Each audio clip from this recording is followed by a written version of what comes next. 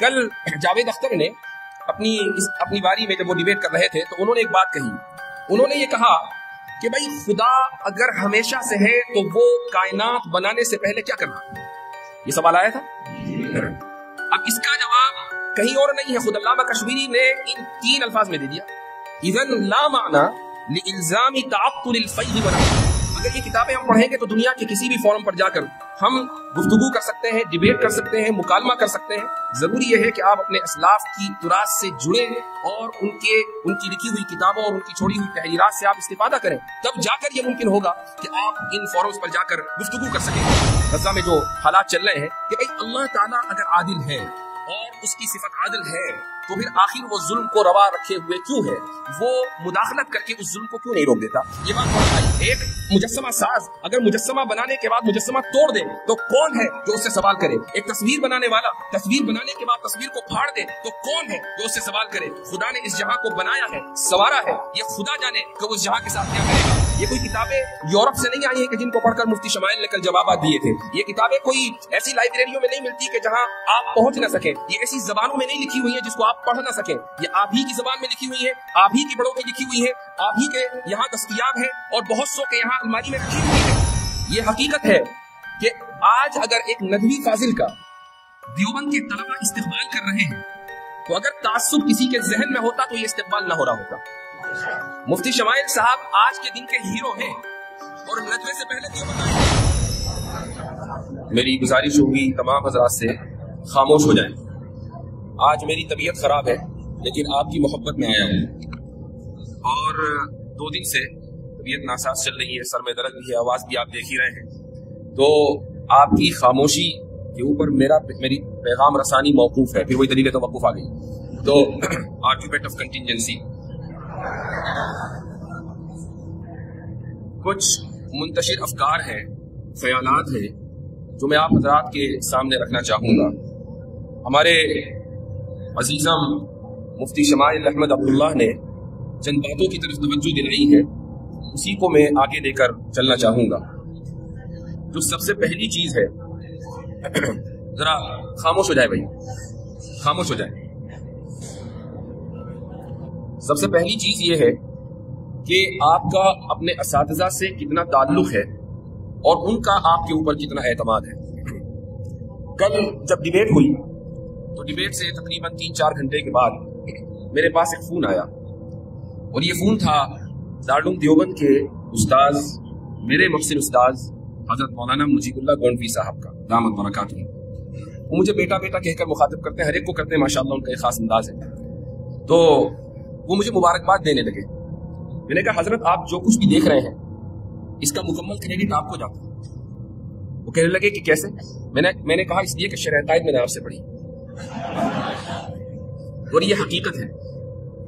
آپ نے اکثر مجھے سنا ہوگا کہ جب بھی میں نصاب پہ بات کرتا ہوں تو شرح عقائد کا ایڈورٹائز ضرور کرتا ہوں. اور شاید امام تفتازانی رحمہ اللہ کو اس وقت یہ اندازہ نہ ہوگا کہ 1000 سال کے بعد کوئی شخص اس کتاب کے تعلق سے اتنی گفتگو کر رہا ہوگا کہ مفتی طارق مسعود صاحب کے پوڈ کاسٹ سے لے کر یہاں تک ہر موقع پر شرح عقائد. مفتی شمائل صاحب نے ڈیبیٹ میں جو دلائل دیے ہیں، مفتی شمائل صاحب نے شرح عقائد نہیں پڑھی لیکن دلائل سارے وہی کے تھے. یہ اس لیے آپ کو بتا رہا ہوں کہ اسباب کے درجے میں چیزیں آپ کے پاس مہیا ہیں. تو اسباب کے درجے میں چیزیں آپ کے سامنے موجود ہیں، آپ کے لیے مہیا ہیں. میں نے آج ہی کسی سے کہا کہ حضرت نانوتوی رحمہ اللہ نے دلیل توقف کو، اور یہ جو آرگیومنٹ آف کنٹینجنسی کل سے بہت مشہور ہوا ہے، کسی کو اس کی توقع نہیں تھی کہ کانسٹیٹیوشن کلب میں کبھی بطلان تسلسل کیا جائے گا اور برہان تطبیق دی جائے گی. یہ سارے کے سارے دلائل آپ اگر ہفتوں میں پڑھتے ہیں اور شرح عقائد آپ نے پڑھی ہے تو آپ کو معلوم ہونے چاہیے. لیکن ہم نے وہ دور بھی دیکھا ہے کہ جب ان دلائل کو، بلکہ آپ تو اس دور سے گزر رہے ہیں کہ جب کہ ان دلائل کو اس لیے پڑھا جاتا ہے کہ امتحان میں نمبر اچھے آنے ہیں.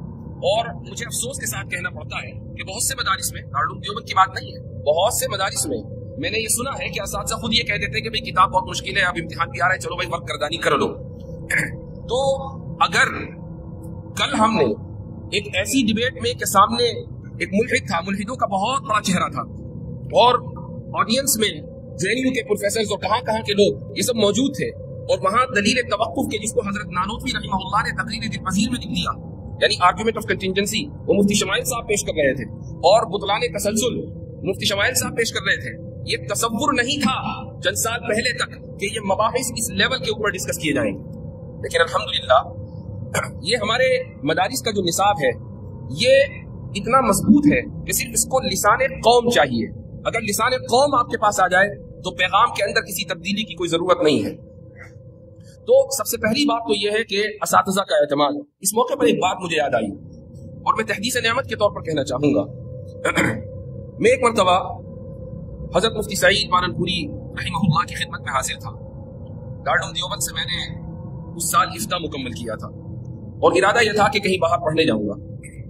तो मैं हजरत के पास वैसे ही मशवरे के लिए पहुंच गया और मैंने हजरत से कहा कि हजरत मैं जामे अजहर पढ़ने जाना चाहता हूँ और आपका मशवरा क्या है। तो हजरत के खास अंदाज था, उन्होंने कहा जाओ।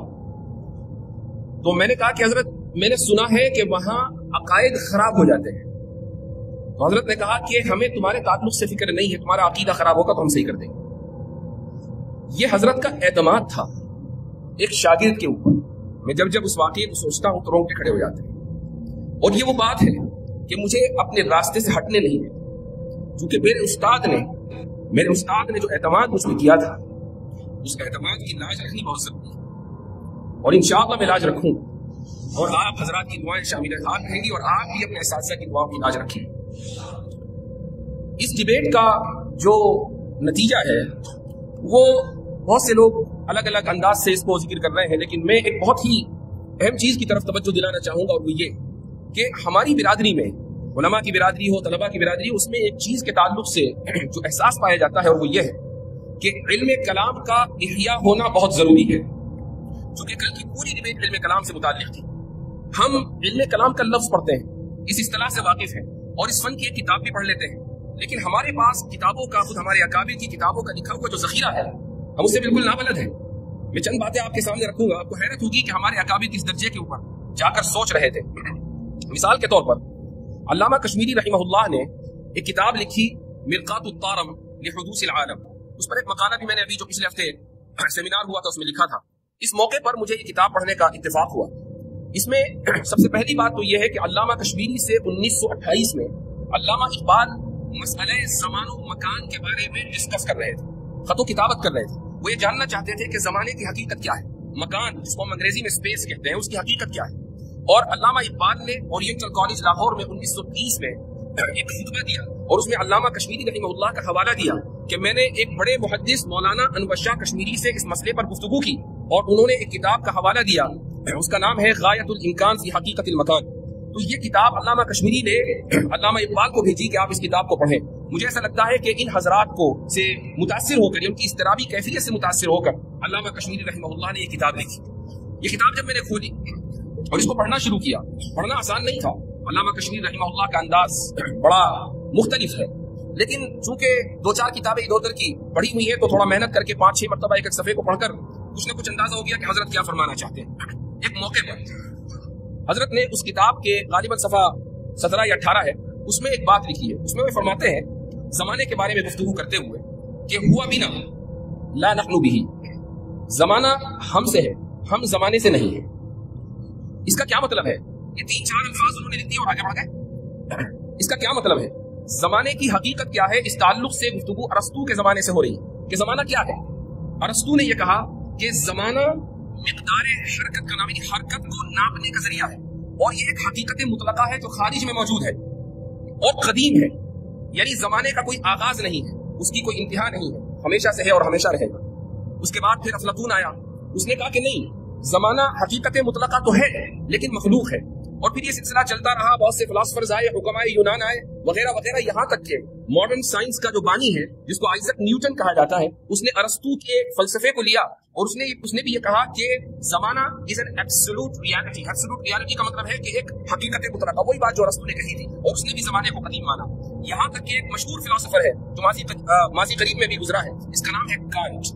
कांट ने यह कहा कि जमाना दरअसल मौजूद ज़हनी है, ये हमारी जहन की साख्त का नतीजा है क्या मतलब? यानी जमाना हमारे जहन की साख्त का नतीजा इसलिए है ताकि हम अपने तजुर्बात को मुरत्तब कर सकें, वरना हम कभी भी अपने तजुर्बात से इस्तिफादा हासिल नहीं कर पाएंगे अगर जमाना नहीं होगा। जमाना खारिज में मौजूद नहीं है। अल्लामा कश्मीरी रहिमहुल्लाह इन तमाम मबाहिस से वाकिफ थे। वो अरस्तू के फलसफे से वाकिफ थे, वो अफलातून के फलसफे से वाकिफ थे, वो आइजक न्यूटन की राय से वाकिफ थे, वो कांट के फलसफे से वाकिफ थे। और यही वजह है कि उन्होंने कांट के इस फलसफे को तरजीह दी और ये कहा कि जमाने के बारे में कि अज़्ज़मान हुआ बिही ला नहनु भी हुआ बिना, कि जमाना हमसे है, यानी हमारे जहन में है, वो मौजूद ज़हनी है। जमाना खारिज में हकीकत मुतलका नहीं है। ये बात मिरकातुत तारम में हजरत अल्लामा कश्मीरी रहिमहुल्लाह फरमा रहे हैं। लेकिन उसके बाद जो उन्होंने एक जुमला फरमाया वो है कल की डिबेट से मुताल्लिक। हजरत फरमाते हैं कि वइज़न ला माना लिइल्ज़ामी तअत्तुल फ़ैज़ व नहविही।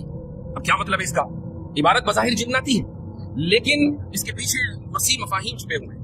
कल जावेद अख्तर ने अपनी बारी में जब वो डिबेट कर रहे थे तो उन्होंने एक बात कही। उन्होंने ये कहा कि भाई खुदा अगर हमेशा से है तो वो कायनात बनाने से पहले क्या करता था? ये सवाल आया था। अब इसका जवाब कहीं और नहीं है, खुद अल्लामा कश्मीरी ने इन 3 अल्फाज में दे दिया।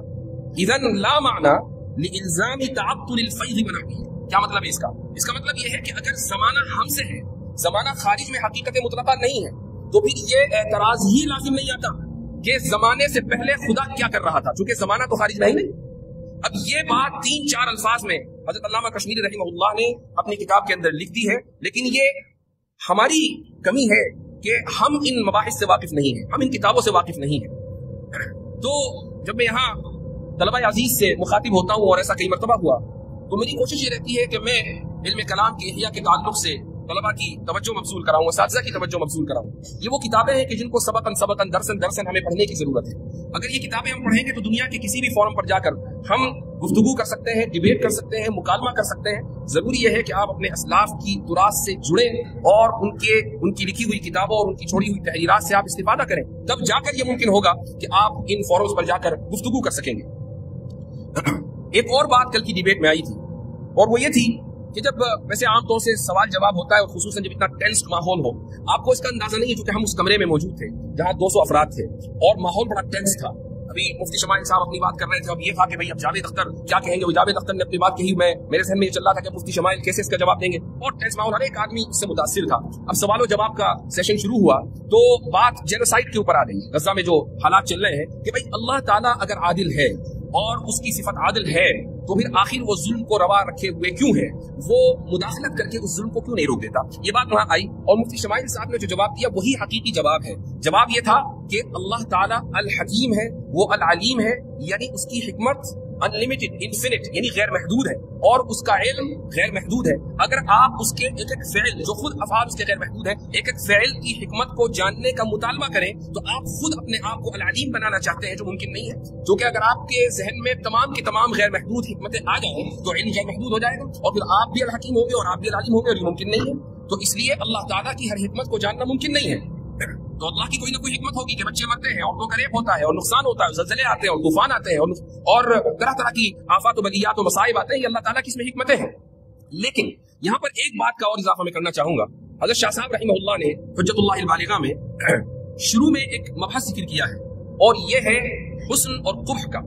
बिल्कुल शुरू में ये मबहस आता है, उसमें अशाइरा का जो उन्होंने नजरिया पेश किया है वो ये है कि अशाइरा के नजदीक हुस्न और कुब्ह नकली है, अक्ली नहीं है। क्या मतलब? इसका मतलब यह है कि अल्लाह ने जिस काम को हसन करार दिया, जिसका हुक्म दिया वो हसन है और अल्लाह ने जिस काम से रोका वो कबीह है और अल्लाह के किसी भी फ़िल में और किसी भी काम में कुब्ह मुमकिन नहीं है।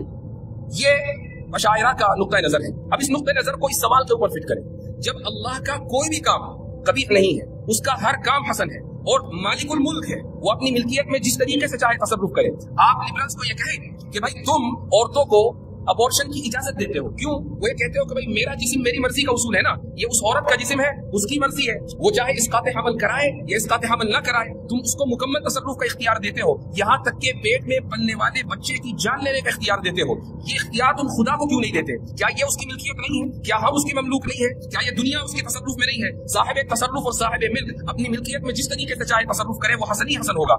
एक मुजस्समा साज अगर मुजस्समा बनाने के बाद मुजस्समा तोड़ दे तो कौन है जो उससे सवाल करे? کرے. ایک تصویر بنانے والا تصویر بنانے کے بعد تصویر کو پھاڑ دے تو کون ہے جو اس سے سوال کرے؟ خدا نے اس جہاں کو بنایا ہے، سوارا ہے، یہ خدا جانے کہ وہ اس جہاں کے ساتھ کیا کرے گا. یہ اشاعرہ کا نقطہ نظر ہے جو حجت اللہ البالغہ میں ذکر کیا گیا ہے.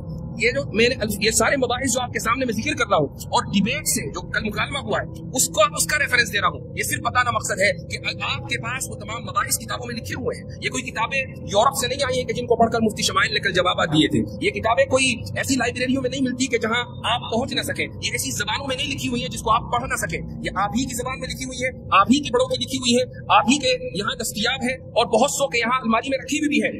کام صرف اتنا کرنا ہے کہ اٹھانا ہے اور پڑھنا. تو میرے بھائیوں دوستو، میرا صرف یہی پیغام ہے کہ اپنے آپ کو آپ اپنے اکابر کے منہج سے اور ان کی تراث سے جوڑیں اور انشاءاللہ آپ دیکھیں گے کہ آپ میں کا ہر ایک شخص مفتی شمائل ہوگا.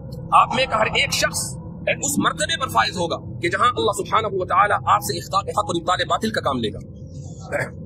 مفتی شمائل صاحب نے آخر میں ایک بات ذکر کی اور بڑی اچھی ذکر کی، اور وہ یہ کہ طرح طرح کا تعصب مختلف جگہوں پر پایا جاتا ہے. ایک نئی قسم کا تعصب ہے ادارہ جاتی تعصب.